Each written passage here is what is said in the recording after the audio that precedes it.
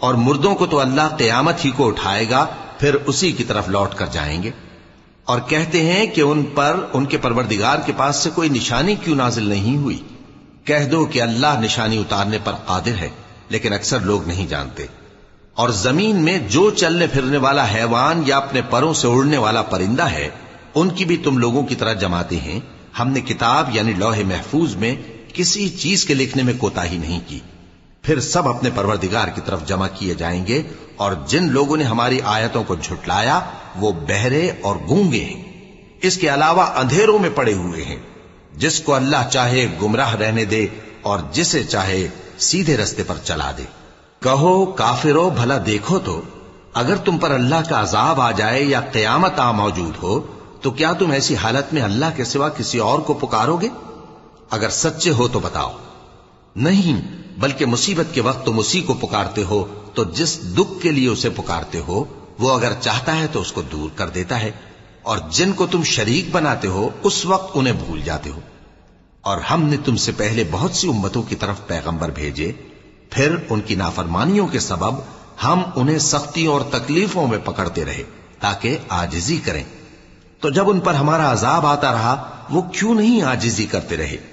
مگر ان کے تو دل ہی سخت ہو گئے تھے، اور جو کام وہ کرتے تھے شیطان ان کو ان کی نظروں میں آراستہ کر دکھاتا تھا۔ پھر جب انہوں نے اس نصیحت کو جو ان کو کی گئی تھی فراموش کر دیا تو ہم نے ان پر ہر چیز کے دروازے کھول دیے، یہاں تک کہ جب ان چیزوں سے جو ان کو دی گئی تھی خوب خوش ہو گئے تو ہم نے ان کو ناگہاں پکڑ لیا، اور وہ اس وقت مایوس ہو کر رہ گئے۔ غرض ظالم لوگوں کی جڑ کاٹ دی گئی، اور سب تعریف اللہ رب العالمین ہی کے لیے ہے۔ ان کافروں سے کہو کہ بھلا دیکھو تو، اگر اللہ تمہارے کان اور آنکھیں چھین لے اور تمہارے دلوں پر مہر لگا دے تو اللہ کے سوا کون سا معبود ہے جو تمہیں یہ نعمتیں پھر بخشے؟ دیکھو ہم کس کس طرح اپنی آیتیں بیان کرتے ہیں، پھر بھی یہ لوگ روگردانی کیے جاتی ہیں۔ کہو کہ بھلا بتاؤ تو، اگر تم پر اللہ کا عذاب بے خبری میں یا خبر آنے کے بعد آئے تو کیا ظالم لوگوں کے سوا کوئی اور بھی ہلاک ہوگا؟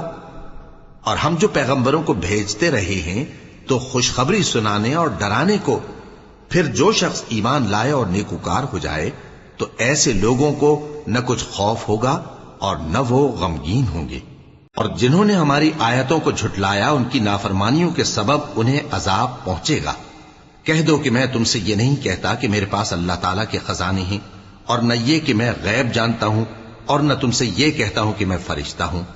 میں تو صرف اس حکم پر چلتا ہوں جو مجھے اللہ کی طرف سے آتا ہے۔ کہہ دو کہ بھلا اندھا اور آنکھ والا برابر ہوتے ہیں؟ تو پھر تم غور کیوں نہیں کرتے؟